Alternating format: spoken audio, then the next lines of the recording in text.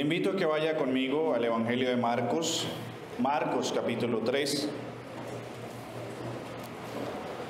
Hoy concentraremos la predicación de la palabra de Dios en el Evangelio de Marcos, capítulo 3, versículos 1 al 6, pero permítame antes de iniciar la lectura.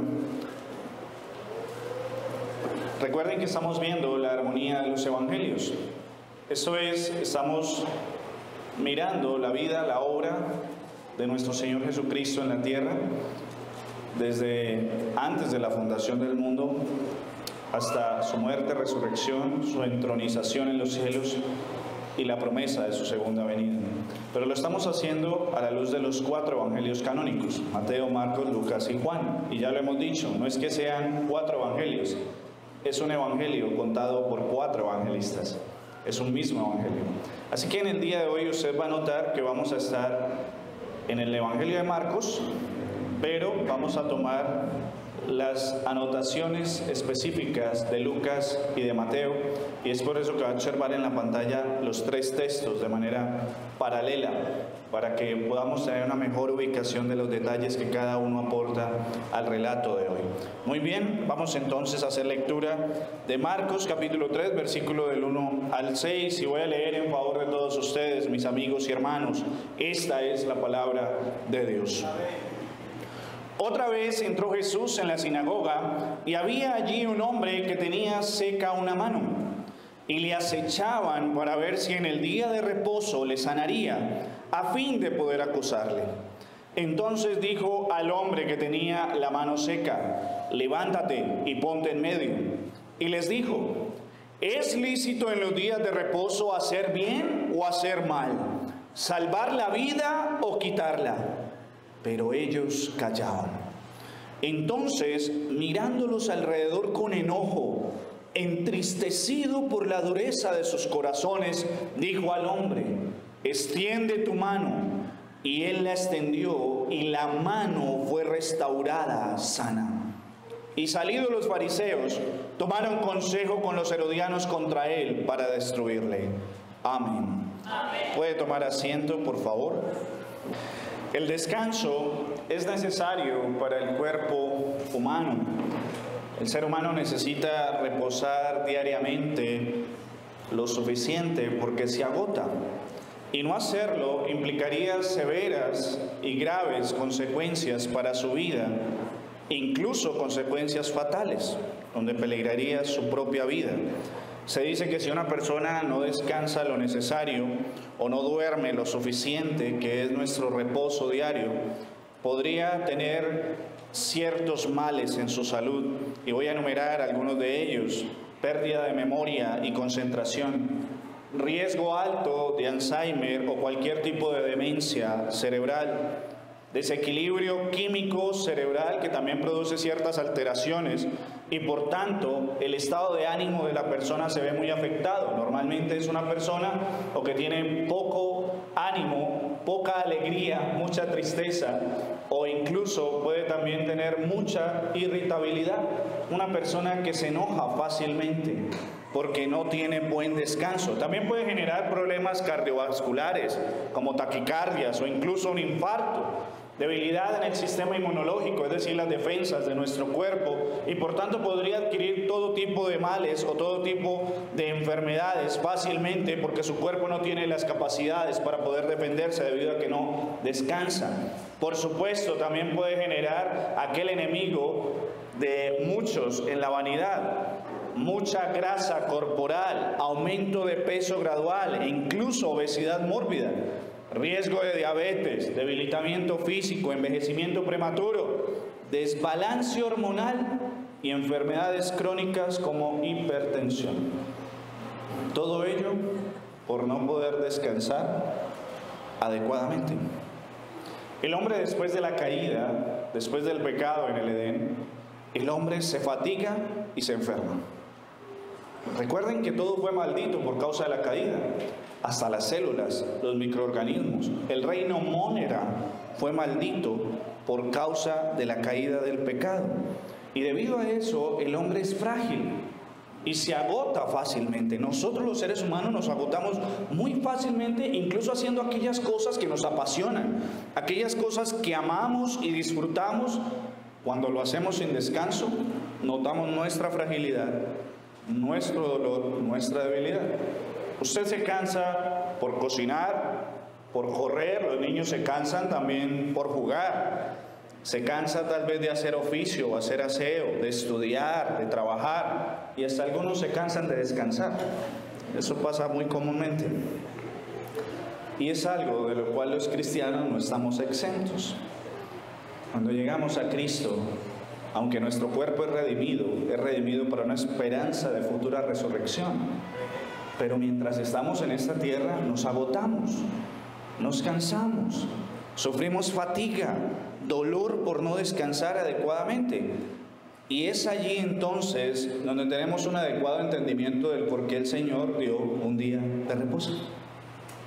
Primero, por qué dio la noche, y por qué dio el sueño, y por qué dio un día de reposo, donde es necesario que las personas descansen en sus actividades ordinarias, de lo que les produce el estrés cada semana. Necesitamos descanso para recuperar energías y poder seguir trabajando y viviendo para la gloria del Señor.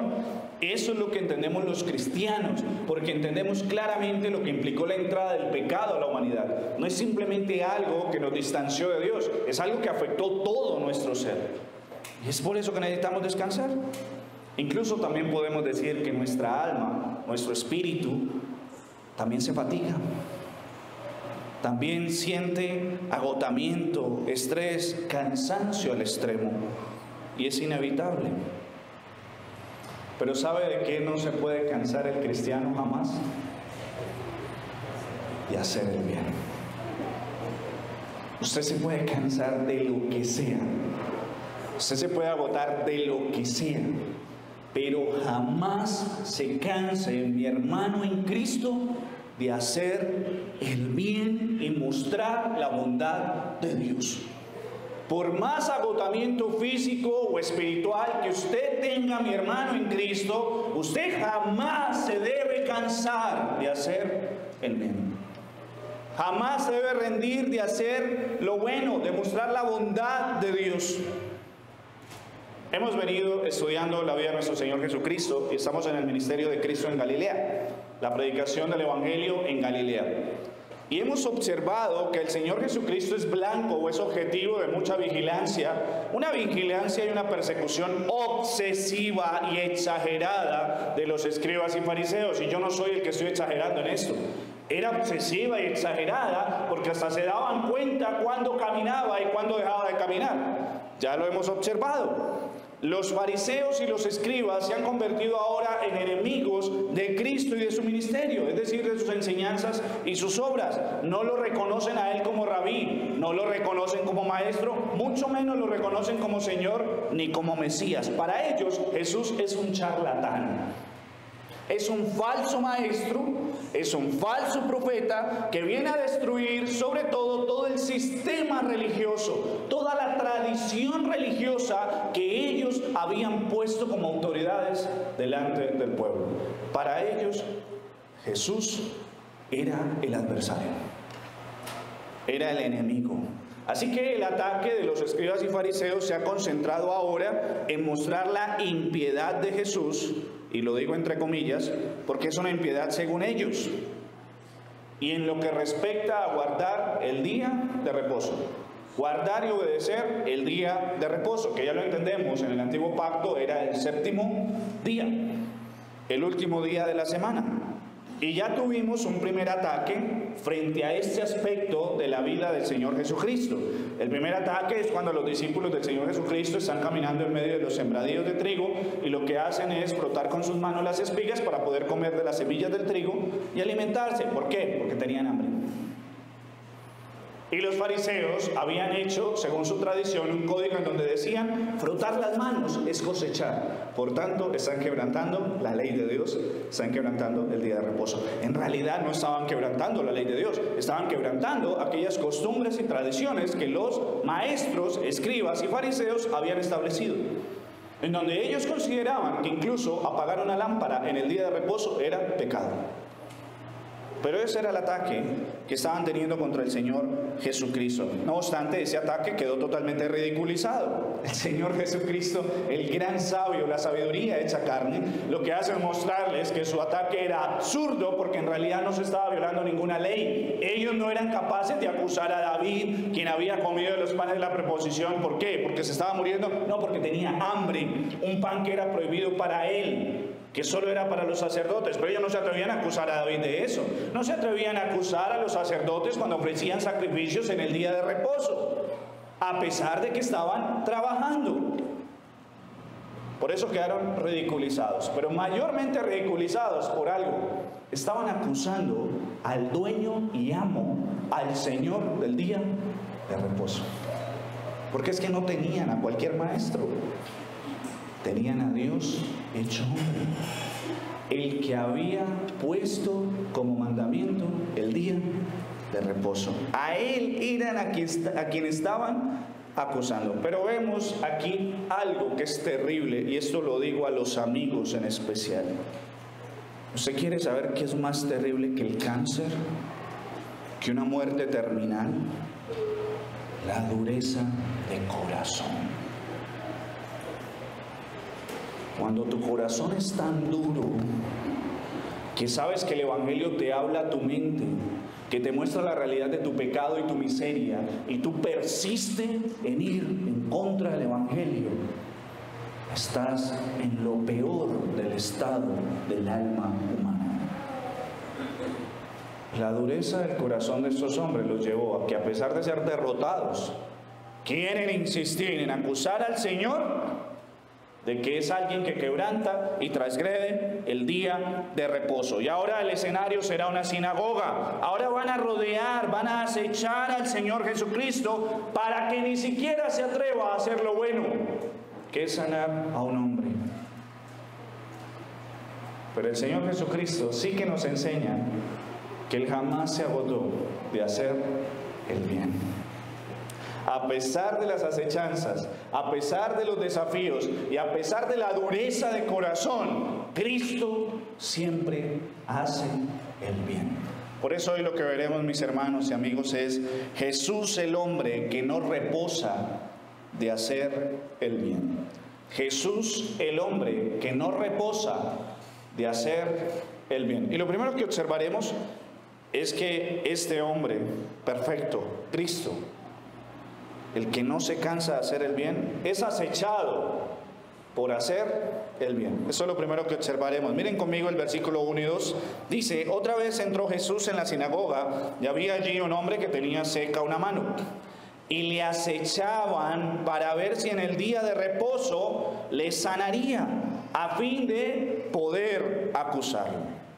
El Señor Jesucristo se dirige, como siempre lo hacía, honrando el día de reposo, en otro día de reposo, es decir, en otro sabbat, a una sinagoga. El Señor continúa con su obra a pesar de la oposición. Y adivinen qué, como lo dice Mateo, era una sinagoga de aquellos fariseos y escribas que lo habían ya acusado, que lo estaban atacando.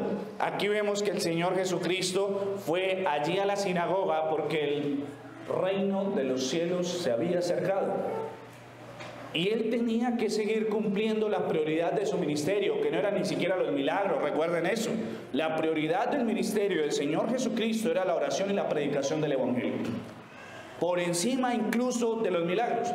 ¿Qué fue a hacer allí el Señor Jesucristo a la sinagoga? Bueno, Lucas, que usted lo puede observar en el texto paralelo de Lucas capítulo 6, nos dice que él fue allá a enseñar. Fue a predicar, a dar buenas nuevas a los pobres, a pregonar libertad a los cautivos, a predicar el año agradable del Señor. Lucas resalta en ese detalle que nos da de este evento que él fue allí a predicar y a enseñar como el gran maestro a pesar de sus adversarios. Pero lo que nos resaltan los tres evangelistas, al igual que Marcos, lo que nos resaltan es que había un hombre con una mano seca. Cuando se refiere la expresión a mano seca, se refiere a una mano paralizada. Lucas, que es médico, nos añade un detalle. Recuerden que estamos en la misma historia contada por tres expertos en la vida del Señor Jesucristo, inspirado por el Espíritu Santo. Y Lucas, que es médico, añade un detalle: era la mano derecha. Y se refiere a que estaba seca, es que era una mano paralítica, era una mano inmóvil. Es decir, ese hombre no podía mover su mano, era una mano, como algunos lo expresan, tullida, quieta totalmente. Sus falanges, sus dedos no tenían ninguna movilidad. No podía hacer este movimiento, que a propósito es fascinante hacer este movimiento. No podía hacer este movimiento. No podía empuñar, no podía extender su mano. Lo único que tenía era una mano, como una especie de prótesis, quieta y paralizada. ¿A qué se debía eso? Algunos dicen que era posiblemente a una falta de circulación sanguínea.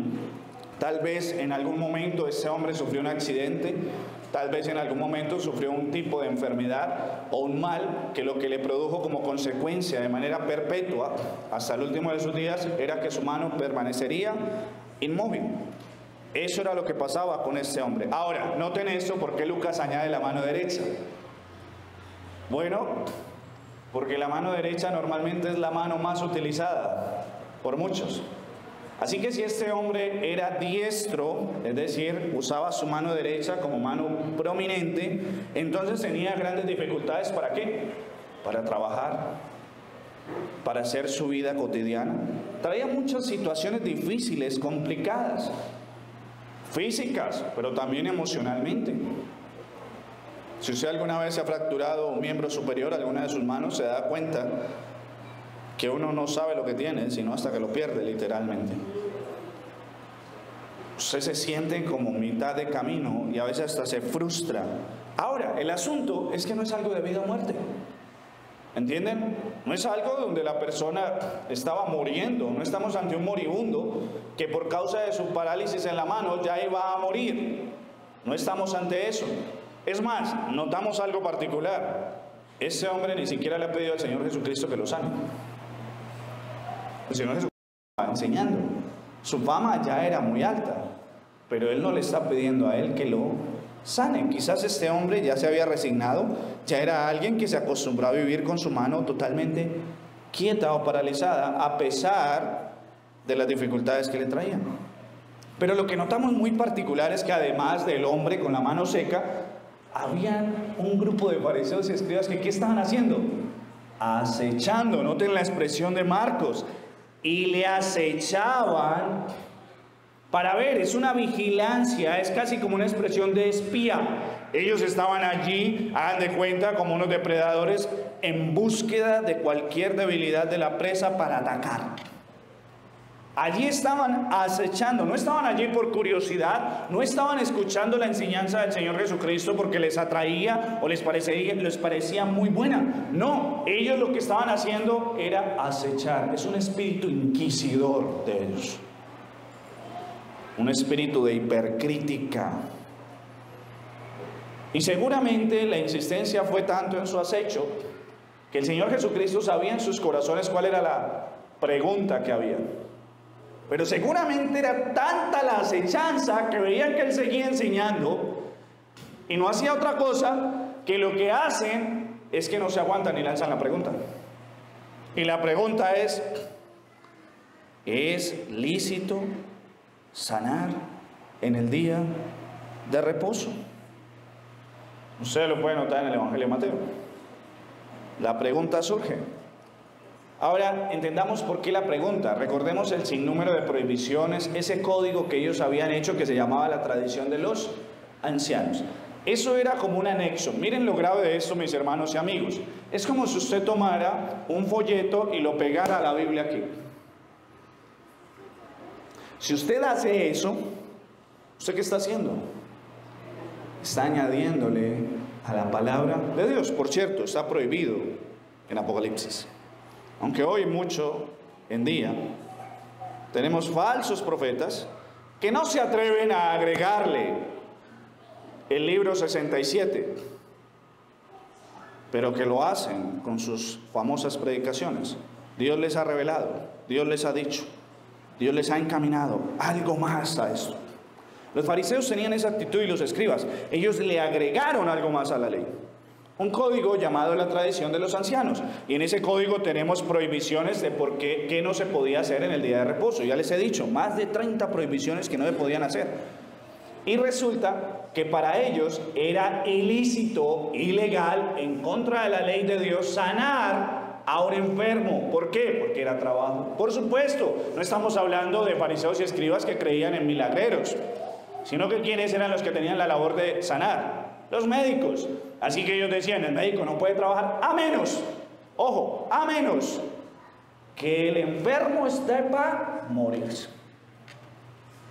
Si no está para morirse, si el médico busca sanarle, está trabajando en el día de reposo y por tanto está transgrediendo la ley de Dios. ¿Notan la acechanza? Así que la tensión surge en que el hombre con su mano paralizado no tenía en peligro su vida. Él no tenía en peligro su vida. A pesar de la minusvalía de su discapacidad física, él era alguien que todavía podía depender de sí mismo. Él respiraba, tenía una vida con normalidad. Él no iba a morir. Así que la acechanza, ¿en qué consistía? En que a Jesús no se le ocurriera sanarlo, porque entonces quebrantaba la ley de Dios, quebrantaba el día de reposo. Ahora quiero que noten esta preciosa acusación. ¿Cómo así que preciosa acusación? Mis hermanos y amigos, los fariseos y los escribas están acechando a Jesús y lo buscan acusar por hacer el bien. Por hacer el bien. No tenemos aquí a la policía religiosa esperando que el ladrón robe. No. Tenemos a la policía legalista de tradiciones humanas esperando que alguien haga lo bueno y para acusarlo. Pero qué hermosa acusación, porque ellos esperaban que él sanara. Miren, mis hermanos, hablo a los cristianos y hablo también a los amigos. Qué bueno sería que las personas nos acecharan porque saben que vamos a hacer algo bueno, no porque saben que vamos a hacer quizás algo malo. Es decir, qué bueno sería que todas las personas que nos conocieran esperaran de nosotros solo hacer lo bueno y no hacer lo malo. ¿Entienden el punto? Que ellos esperen siempre ver en nosotros el bien. Cristo es la persona más misteriosa que hay. Por eso la cristología en la Academia de la Teología es lo más difícil. No podemos comprender al Dios hecho hombre, una persona con dos naturalezas, divina y humana, verdadero Dios, verdadero hombre. Pero si usted quiere saber qué si era algo previsible y predecible en la persona misteriosa de Cristo, es que Él siempre va a hacer el bien. Es algo predecible en la persona de Cristo. Siempre iba a hacer el bien. Incluso hasta sus enemigos sabían que no iba a hacer algo malo, sino él bien. Es como el caso de Daniel. ¿Recuerdan Daniel? Famoso por el foso de los leones. A Daniel lo acechaban porque sus enemigos sabían que iba a hacer ¿qué? Lo bueno, arrodillarse y orar a su Dios. Y no se equivocaron.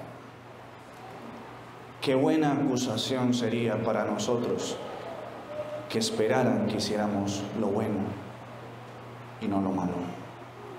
Así que tenemos una acechanza de los fariseos y escribas.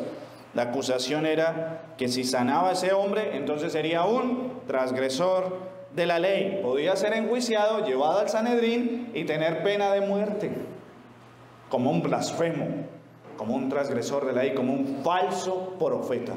Muy bien, ya tenemos entonces que Jesús, el hombre que no se cansa, que no reposa, en hacer el bien, es acechado. ¿Por qué? Por hacer el bien, por hacer lo bueno. La segunda parte de nuestra enseñanza nos muestra que Jesús, quien no reposa, quien no descansa de hacer el bien, desafía a sus adversarios a hacer el bien. Vaya conmigo, versículo 3. Entonces dijo al hombre que tenía la mano seca: levántate y ponte en medio. Y les dijo: ¿es lícito en los días de reposo hacer bien o hacer mal? ¿Salvar la vida o quitarla? Pero ellos callaban. Jesús conoce los corazones. Ya eso lo hemos visto. Él es Dios. Conoce cada uno de los pensamientos, hasta lo más ínfimo del pensamiento. Él conoce lo profundo del corazón. De allí que Él actúa para callar aquella falsa acusación y acechanza, donde le iban a culpar de hacer lo malo, cuando en realidad estaba haciendo lo bueno.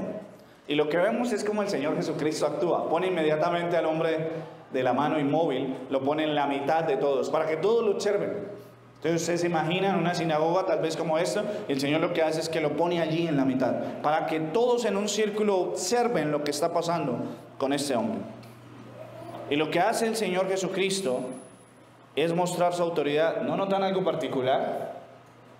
Este hombre, le dice el Señor, levántate y ponte en medio. ¿Y qué hace este hombre?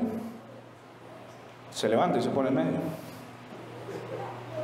Es la autoridad del Señor.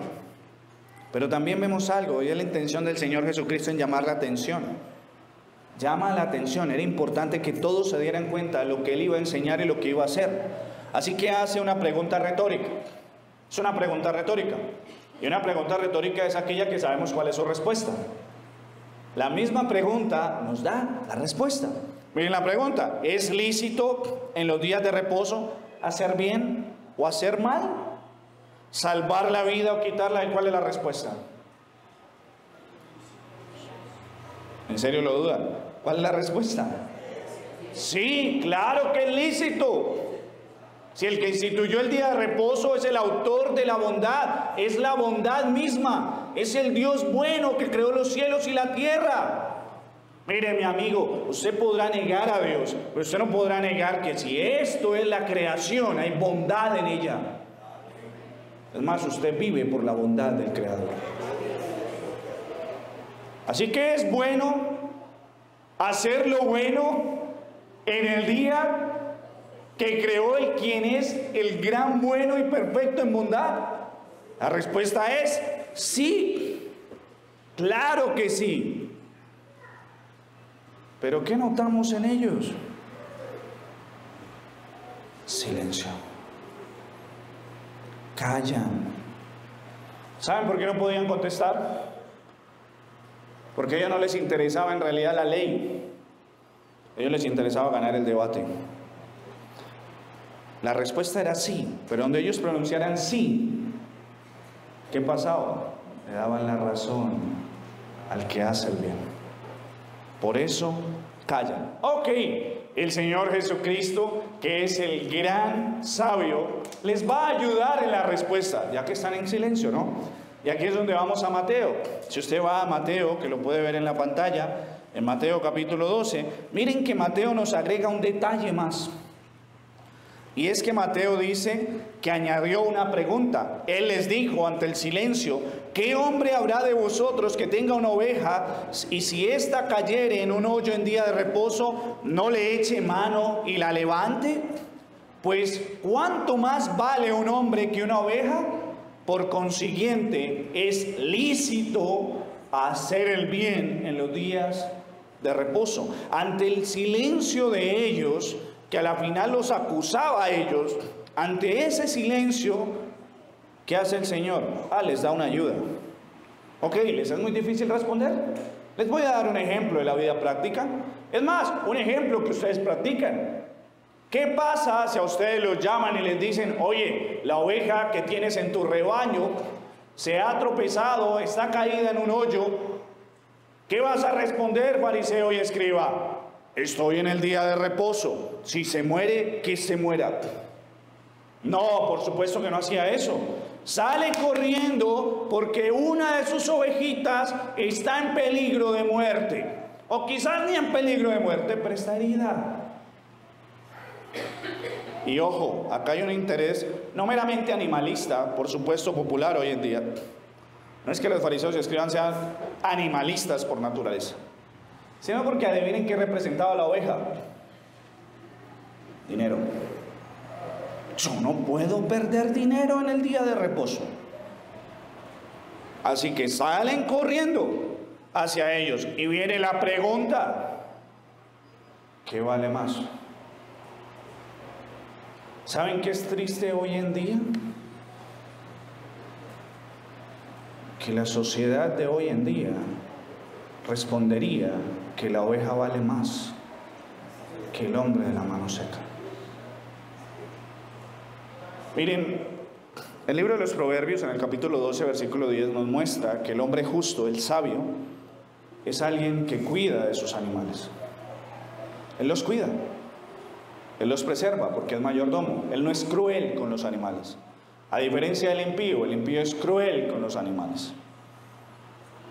El justo no lo es. Pero si algo nos ha dejado claro el Señor Jesucristo en el Sermón del Monte, es que jamás se comparará la vida de un ser humano con un animal. Él lo dijo: no seáis ansiosos, no se afanen por lo que habéis de comer y lo que habéis de vestir. Mirad las aves del cielo, Dios las cuida, ¿no valéis vosotros más? ¿Hay alguna duda de eso? Mira los lirios del campo, las flores bellas que observas, Dios las viste mejor que a Salomón en toda su gloria. ¿No valéis vosotros más?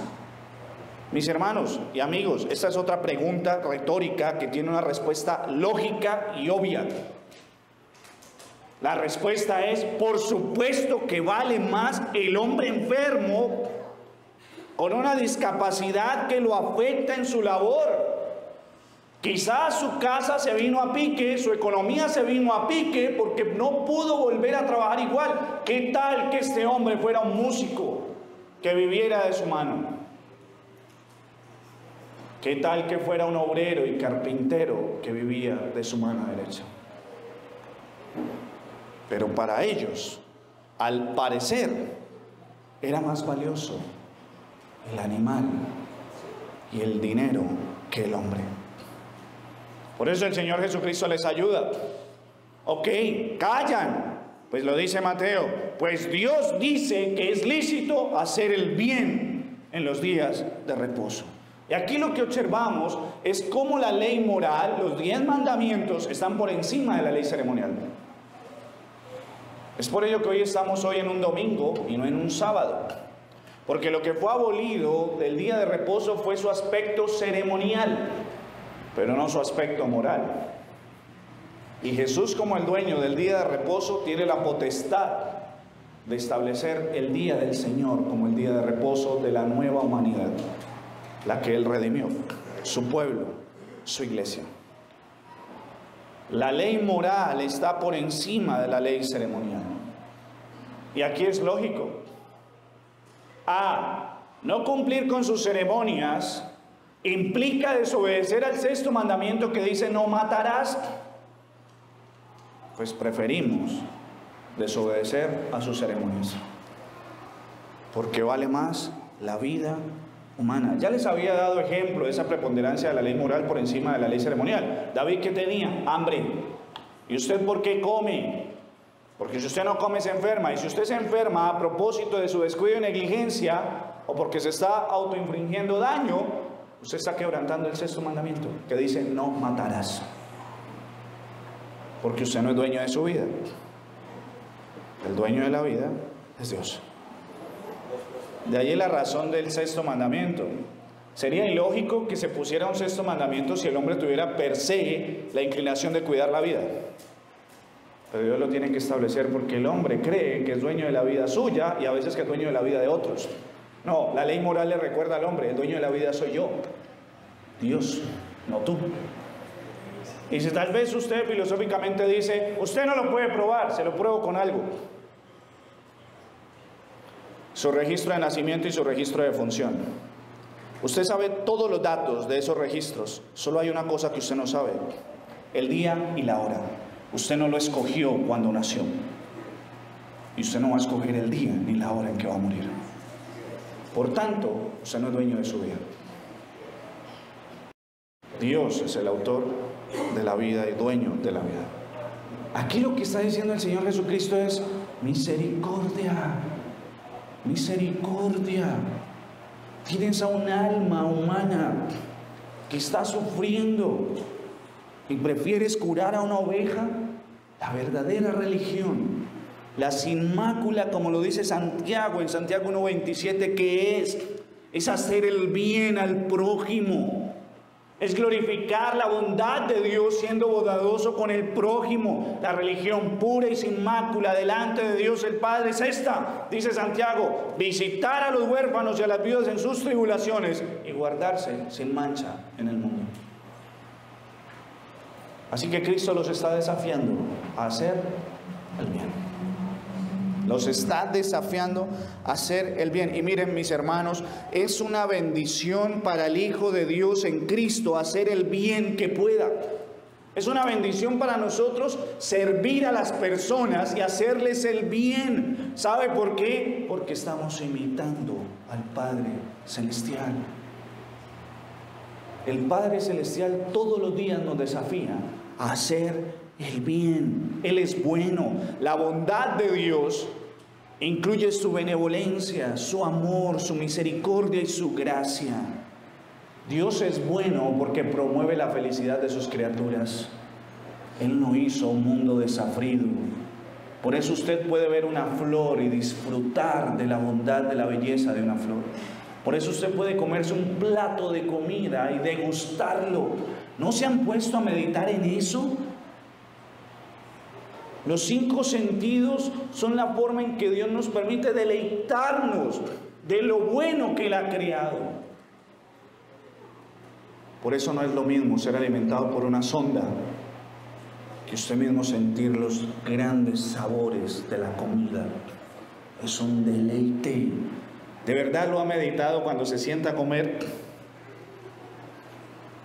Qué deleite sentir con tus papilas gustativas la bondad de Dios en los sabores. Qué deleite sentir con tu nariz los olores fragantes, aquellos aromas de perfumes. Dios es bondadoso porque promueve en su creación la felicidad de la criatura. Ay, mis hermanos, ¿sí ven que a veces nos complicamos mucho la vida? En las cosas más pequeñas encontramos el deleite de la bondad de Dios. Las cosas más pequeñas, pero hallamos también esa misericordia. Dios tiene misericordia con los miserables pecadores que somos todos nosotros. Tiene misericordia porque la tierra sigue girando, porque el sol sigue estando en el mismo lugar. Tiene misericordia porque sale el día y la noche. Tiene misericordia en el tiempo. Sigue siendo el mismo, los segundos, los minutos y las horas. Él tiene misericordia, Él tiene paciencia, compasión, muestra su gracia, sobre todo en Cristo Jesús. Ese favor inmerecido de nosotros pecadores, Cristo muestra su amor y su gracia en darle salvación a quien no lo merecía, en Cristo Jesús. Aquí tenemos al reflejo de la bondad perfecta de Dios en un hombre, a Cristo, desafiando a sus acechadores, desafiando a sus adversarios, no a hacer lo malo, sino a hacer lo bueno. Pero ¿saben qué es lo triste? Marcos nos recuerda, pero ellos callaban. Eso es lo triste, mis hermanos. El interés de estos hombres no era la verdad de Dios, era su triunfo, su orgullo, su vanagloria, su propia imagen. Eso pasa cuando el corazón del hombre realmente se olvida de lo que verdaderamente importa. Pero aquí vemos la mansedumbre, la humildad de nuestro Señor Jesucristo. De verdad Él es manso y humilde de corazón, porque Él sigue enseñándoles que lo que importa es la verdad de Dios y del Evangelio. Porque en eso consiste la vida eterna, en que conozcan al único Dios verdadero y a Jesucristo, su Hijo, a quien ha enviado. Y aquí llegamos a nuestro tercer y último aspecto de nuestra enseñanza, y es que el hombre, Jesús, el hombre que no reposa en hacer el bien, hace el bien a pesar de la dureza del corazón. Hace el bien a pesar de la dureza del corazón. Miren el versículo 5. Entonces, mirándolos alrededor con enojo, entristecido por la dureza de sus corazones, dijo al hombre: extiende tu mano. Y él la extendió, y la mano fue restaurada sana. Y salidos los fariseos, tomaron consejo con los herodianos contra él para destruirle. ¿Saben? Es terrible este panorama. Yo creo que la escena se volvió más tensa de lo que estaba antes. El hombre con su mano seca e inmóvil estaba mucho mejor que estos escribas y fariseos. Él estaba en una mejor condición que ellos. ¿Por qué? Sí, su mano estaba paralítica y seca, pero el corazón de ellos estaba más seco que la mano de este hombre. Era un corazón de piedra, insensible a la gracia y a la bondad del Salvador, que no había venido a otra cosa a este mundo, sino a hacer ¿qué? Lo bueno, para la gloria del Padre y para el beneficio de la humanidad. Quiero que noten esto. No era casualidad que este hombre estuviera allí con su mano seca. Estaba reflejando que el corazón de estos hombres estaba más seco que esa mano, paralizado. Ya el Señor lo ha dicho, es preferible entrar al reino de los cielos manco o tuerto, que todo el cuerpo sea echado al infierno de fuego. Pero para que el cuerpo sea salvado, es necesaria que el alma sea salvada. Y para que el alma sea salvada, es necesario que el corazón se rinda a Cristo y sea regenerado. No hay ningún corazón de piedra en el reino de los cielos. Todos son corazones de carne. Por eso es necesario, mi amigo, que para usted llegar a tener salvación, su corazón sea convertido de un corazón de piedra, duro, que se niega a escuchar la verdad de Cristo, de honrar a Dios, en un corazón sensible de carne. Corazón sensible. Pero el corazón de ellos estaba endurecido. Y ya les he dicho que hay una gran incapacidad de comprender la humanidad de Cristo, de entender a la persona de Cristo. Es muy complicado. Es Dios hecho hombre. Es Dios hecho hombre. Pero Marcos, y quiero que entendamos esto, recuerden que Marcos era el discípulo apadrinado por el apóstol Pedro. Por eso decimos que el evangelio de Marcos en realidad es el evangelio de ¿quién? Del apóstol Pedro. Y el apóstol Pedro, ¿sabe qué se conocía del Señor Jesucristo? Su mirada.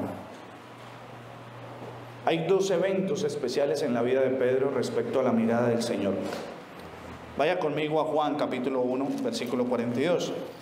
Nos faltaba el cuarto evangelio, ¿se acuerdan? Juan no se quiere quedar callado en esta escena. Así que Juan nos va a añadir un detalle especial de por qué Marcos resalta la mirada del Señor Jesucristo. En Juan capítulo 1, versículo 42 dice: y le trajo a Jesús, y mirándole Jesús dijo, está hablándole a Pedro: tú eres Simón, hijo de Jonás, tú serás llamado Cefas, que quiere decir Pedro. ¿Notan allí? El Señor Jesucristo lo mira, y al mirarlo lo llama. Pedro conocía muy bien la mirada del Señor Jesucristo, una mirada hermosa, una mirada que atraía, una mirada que daba paz. Por eso Pedro no lo dudó, lo siguió, aunque después le dice: apártate de mí, Señor, yo soy un pecador, pero lo siguió. No obstante, hay otra mirada que Pedro sufrió y padeció. Vaya conmigo a Lucas capítulo 22, 21. Sí, una de las cosas por las que más se conoce a Pedro, y creo que a veces somos muy injustos con esto, porque obviamos la obra del Espíritu Santo en Pedro, es que Pedro negó 3 veces a su maestro. Y en el versículo 21, allí en el capítulo 22, Lucas nos relata una escena desgarradora en el corazón de Pedro. Y lo que le dice el Señor, lo que vemos allí con el Señor Jesucristo, es que Pedro fue visto por el Señor. Quiero que vaya conmigo al versículo 61. Me había equivocado, disculpen. Entonces, vuelto el Señor, miró a Pedro. Y Pedro se acordó de la palabra del Señor que le había dicho: antes que el gallo cante, me negarás 3 veces. Si alguien conocía la mirada del Señor Jesucristo, era Pedro. Esta mirada sí fue terrible para Pedro, porque ¿saben qué ocurrió después de verlo a los ojos? Lloró amargamente por su traición. Pero aquí es donde les digo que es muy difícil comprender a nuestro Señor Jesucristo, pero Marcos hace un esfuerzo por darnos a entender algo en el corazón del hombre más perfecto, del hombre perfecto en todo. La expresión del rostro del Señor Jesucristo, según Marcos, es una expresión de enojo, pero mezclado con tristeza. Eso es una expresión de ira santa, pero sin odio. Y ya lo hemos visto. Es la misma expresión de cuando el Señor purifica por primera vez el templo, que ya lo estudiamos en Juan. Cuando hace el azote de mesas: el celo de tu casa me consume. Es una expresión de alta indignación. Alta indignación. Pero es una alta indignación en Cristo por la tristeza que le genera ver la dureza del corazón de estos hombres. Mis hermanos y amigos, hay textos que son cortos, pero tienen gran profundidad. Y este es uno de ellos. El hombre perfecto sintió tristeza en su corazón. Dios hecho hombre sintió tristeza en su corazón.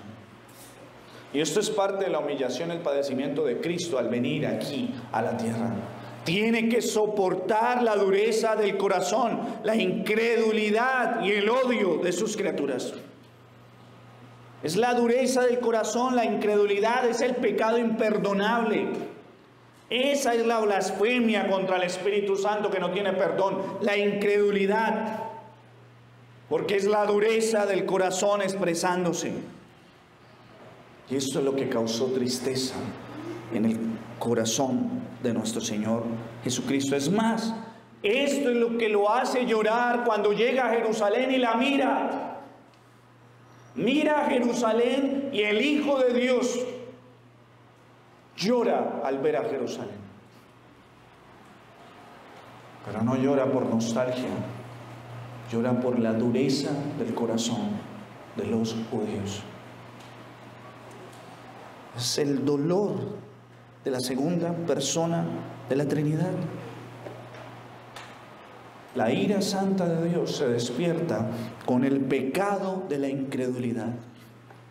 Por eso Dios aborrece al pecador sin arrepentimiento, porque es duro de corazón. Mis hermanos y amigos tenían enfrente al Mesías, al único que les podía dar el verdadero reposo del alma, al Señor del día de reposo, pero no creían.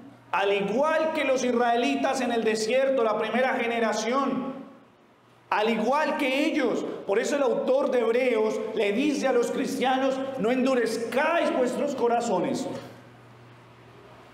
No lo endurezcan, porque eso fue lo que provocó ira en Dios allá en el desierto. Y por eso le digo a esa generación: no entrarán en mi reposo. Y 40 años los dejó en el desierto y murieron todos en el desierto. ¿Saben quiénes fueron los únicos que entraron?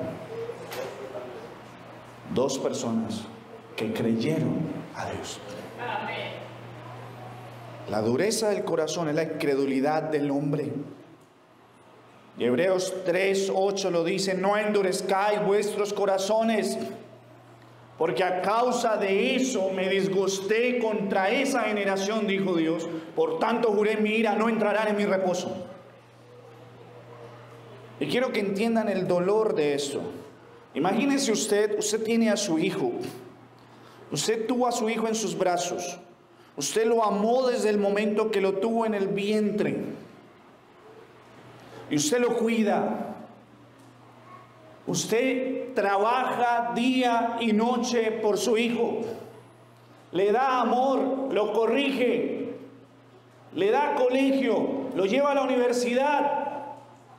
Y cuando él sale de su casa, no la ama, la odia. La pregunta es, ¿por qué? ¿Por qué? Si lo amé, lo cuidé, ¿por qué me odia? Esa es la dureza del corazón del ser humano ante Dios. Es la dureza del corazón del ser humano ante Dios. Miren, es el reflejo del hijo pródigo. Él insulta a su padre, quiere que se muera, dame mi herencia. Él quiere que se muera porque usted no tiene herencia si no hay difunto. Así que decirle a un padre, dame lo que es mío, es decirle, muérete, no me interesa otra cosa de ti sino tus bienes. ¿Y qué hace el hijo? Se va lejos de su padre. Pero en realidad, creyendo el hijo que está haciendo lo mejor para su vida, lo que está haciendo es hundirse en el lodo de la perdición. Comer algarrobas con cerdos.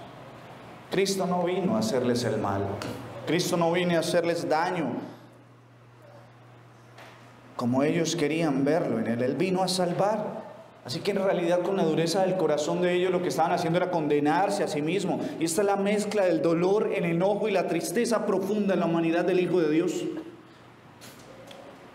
Por eso la dureza del corazón es una cosa cauterizada. Es ceguera espiritual, es peor que una muerte. Peor es la muerte espiritual. Porque viendo la luz prefieren la oscuridad. Y ese dolor solamente es asimilable a Génesis capítulo 6, versículos 5-6. Dice Moisés que Dios vio la maldad del hombre y que desde su nacimiento los designios del corazón del hombre eran hacer el mal. ¿Saben cuál fue la reacción de Dios? Dice Moisés, se arrepintió Jehová de haber hecho hombre en la tierra y le dolió en su corazón. Solamente podemos equiparar lo que el Señor Jesucristo vivió con esta escena. Pero aquí notamos la misericordia del Señor. Cuánta gracia, cuánta paciencia, cuánto amor. ¿Notan que la ira de Cristo no es una ira que odia? ¿Qué hace? Le dice al hombre, extiende tu mano, y quiero que noten esto. Este hombre lo único que hace es obedecer a la voz de ellos. Él no toma partido con los fariseos y escribas. Él escucha al Señor y lo que hace es extender su mano. Pero inmediatamente su mano vuelve a la vida. Y este hombre recupera la movilidad de su mano. ¿Saben qué es lo curioso, mis hermanos y amigos? Cristo no movió ni un dedo. Les jugó en su propio juego. Si él hubiera tomado la mano, si él hubiera hecho algo, entonces, ¿qué hubieran dicho? Trabajó. Fue solamente su voluntad la que hizo el milagro. No movió ni un dedo.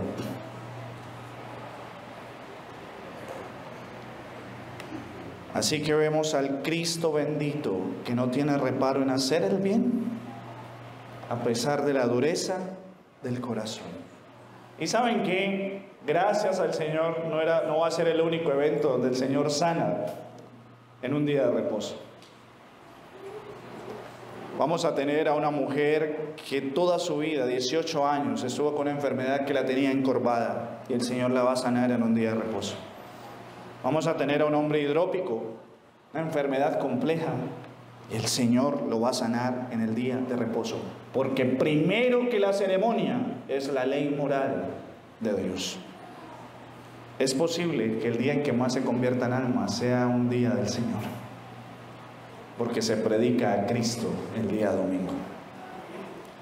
Por eso el día de reposo es una muestra de que a pesar de la dureza del corazón de los hombres, Cristo sigue haciendo el bien. Pero vemos tristemente que ellos, en vez de arrepentirse, muestran más dureza de corazón. Lucas lo que nos dice es que se llenaron de furia. Miren el contraste. Cristo se enoja, se aira, pero sin odio y sin pecado, y hace el bien. Y ellos se llenan de furia, ¿para qué? Para hacer lo malo. Para hacer lo malo. Así que ellos toman consejo, y no es casualidad que tanto Mateo como Marcos señalen que fue con los herodianos que se reúnen. Les voy a explicar, los herodianos no eran un partido religioso, era un partido político. Eran defensores de Herodes el Grande. Y recuerden que Herodes el Grande era un rey que puso Roma sobre Israel. Y era un rey edomita, es decir, descendiente de Saúl, no de Jacob. Era un rey extranjero sobre Israel. Por eso Herodes era odiado por los judíos. Pero los herodianos lo que hacían era defender ¿a quién? A Herodes, porque era un partido político. Ellos decían, tenemos que tener buena relación con Roma, porque Herodes debe ser el rey. Por tanto, los fariseos eran contrarios a los herodianos. ¿Por qué? Porque recuerden que los fariseos deseaban guardar la ley. Y en Deuteronomio 17:15, Dios había dicho, no pondrás a un rey extranjero sobre mi pueblo. Así que Herodes el Grande no era el rey. ¿Quién debía estar en el trono de Israel? El hijo de David, un descendiente de David. Así que los fariseos y los herodianos no se querían. Pero mire hasta dónde lleva el odio y la dureza del corazón. Nos tenemos que aliar con quien sea para destruir a Cristo. Así que se unen a sus enemigos para destruir al autor de la vida. Y es por eso que este odio va a seguir creciendo. Va a seguir creciendo hasta la muerte de nuestro Señor. ¿Pero saben qué es lo hermoso de ver la cruz? Que a pesar de la oposición, Cristo nunca dejó de hacer el bien. Cristo vino a hacer el mayor bien, a morir en la cruz del Calvario por su pueblo, y nadie ni nada lo impidió, ni el mismo demonio, Satanás y sus secuaces, ninguno pudo impedir que el santo Hijo de Dios fuera a la cruz del Calvario. Porque Cristo es el hombre que jamás descansa en hacer el bien. Y así le costara su vida y los sufrimientos de los rigores del infierno, Él iba a ir a la cruz del Calvario. Y en efecto, hoy estamos aquí predicando porque Cristo murió en la cruz del Calvario. Pero no solamente murió, al tercer día resucitó. Y hoy está en la gloria al lado de su Padre. ¿Y sabe qué hace Cristo? Continúa haciendo el bien. Amén. Cristo es el hombre perfecto que nunca descansa de hacer el bien. Así que el llamado siempre es seguir a Cristo. No nos cansemos de hacer el bien. Déjenme terminar algunas aplicaciones. Lo primero es que nuestro Padre Celestial trabaja. Él hace producir el heno a las bestias. Él cuida toda la creación. Él cuida a los niños, cuida a los jóvenes, cuida a los adultos y les da vida por su gracia y misericordia. Y si nuestro Padre trabaja para hacer el bien, nosotros no debemos de descansar en hacer lo bueno. Así que si usted, mi hermano, se cansa porque usted tiene su vida consagrada a servir al Señor, gloria al Señor, mi hermano, trate de descansar, pero tranquilo, en los cielos descansaremos eternamente. Pero no se canse en esta tierra de hacer el bien, porque por la misericordia de Dios nosotros hemos sido consumidos, es la bondad de Dios. Cristo no se cansa de procurar el bien para su pueblo, por eso la iglesia puede habitar segura, por eso usted puede estar tranquilo, mi hermano, aún en las aflicciones. Cristo lo cuida a usted. El cristiano habita bajo la sombra del Omnipotente, y Dios es su castillo, Dios es su torre fuerte. Él es quien le libra del cazador, de la peste destructora. Él es escudo de alarga para el creyente. Por eso hay una gran promesa en el Salmo 91. Dice Dios: me invocará y yo le responderé. Pero ¿sabe por qué Dios, cuando es invocado por un cristiano, lo responde? Porque Cristo no se cansa de hacer el bien. Y Él a su pueblo le da la gracia de invocar el nombre de Dios y que Dios el Padre le responda. Dice el Salmo 91: con Él estaré, yo en la angustia lo libraré y le glorificaré, lo saciaré de larga vida y le mostraré mi salvación. Esa es la gran promesa que tiene todo hijo de Dios.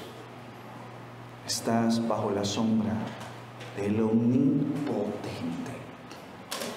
Nada ni nadie te podrá separar del amor de Dios, porque Cristo no se cansa de hacer el bien a sus escogidos, a sus amados, a su iglesia.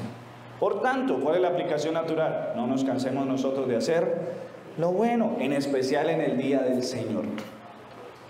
Pastor, ¿y cómo se empieza a hacer lo bueno en el día del Señor? Primero, no trasnochando para estar en toda plenitud en el día del Señor. Segundo, procurar. Si usted puede estar en la escuela dominical, venga a la escuela dominical y traiga a su hijo a la escuela dominical. No llega tarde al colegio, y en el colegio no necesariamente le enseñan lo que es la verdad de la palabra. Esfuércese. Eso es hacer el bien, por el alma de su hijo, por el alma suya. Pero después de que salga de aquí, no se preocupe por ir a hacer aseo en su casa. Invite a un hermano, invite a un amigo. Hable del Evangelio de Cristo con él o con ella. Comparta con su familia, pero llévelos a la luz de la palabra. No los ponga a ver una película o el partido de fútbol. Miren, mis hermanos y amigos, Nacional y Medellín ganarán y perderán todos los años. Todos los años, es un ciclo. Eso no cambia. Dígame, ¿en serio? Por más goles que meta la selección Colombia, ¿usted será salvo por eso? Pero el entretenimiento nos enceguece de lo que es bueno. Es que hoy no es el día de fútbol. Si usted puede compartir con los hermanos, estar en un momento de esparcimiento con los hermanos, hágalo. Es día de reposo. Comparta con la iglesia. Comparta con su familia. Visite a su abuela que no la ha visitado, pero visítela para llevarle el evangelio, para hacerle el bien. Si usted sabe que hoy alguien está muriéndose de hambre, llévele comida. Si usted necesita perdonar a alguien, perdónalo. Haga el bien. No se canse. Miren, mis hermanos, que no seamos predecibles para otra cosa, sino en hacer el bien. Que todo el mundo diga: yo ya sé que va a ser este es cristiano. Y le han hecho lo han ofendido, pero eso de cómo es, va a perdonar. A este le robaron, pero este como es cristiano, ese no se va a vengar. El vivo vive del bobo, dice el mundo. El cristiano dice: el bondadoso hace la bondad que su Señor le enseñó a hacer. Amén. Estamos diseñados para hacer el bien. Así que no te canses, cristiano, no importa la oposición. Sí, van a haber momentos de oposición, pero no te canses de hacer el bien, incluso con aquellos que te ofenden. No te canses de hacer el bien, porque nuestro Señor murió en la cruz por nosotros quienes le ofendimos. Y a pesar de eso, no se cansó de hacer el bien. Pero también, mi hermano en Cristo, que estás en pecado, no te canses de hacer el bien. Pide perdón, arrepiéntete y aléjate del pecado. Cristo murió por ti, no el mundo. Cristo murió por ti. Aléjate del pecado. Y mi querido amigo, ¿sabes qué es mi único llamado? No endurezcas tu corazón. No lo endurezcas. Si has escuchado el Evangelio de Cristo, no endurezcas tu corazón. El Evangelio de Cristo te llama a arrepentirte y a creer en Cristo Jesús. Ruega al Señor: Señor, dame un nuevo nacimiento, dame un nuevo corazón, pero que mi corazón no se endurezca más. No endurezcas tu corazón, rinde tu vida a Cristo. Niños, ¿quién es el dueño del día de reposo? Dios, Cristo, ¿cierto? ¿Y Cristo es bueno? Sí. ¿Quién es el que verdaderamente le hace bien a los niños? Dios. Así que ustedes están llamados también a reconocer la bondad de Dios y arrepentirse de sus pecados. Glorificar a Dios haciendo lo bueno. Lo primero es arrepentirse, creer en Cristo y hacer el mejor bien posible. Vamos a orar.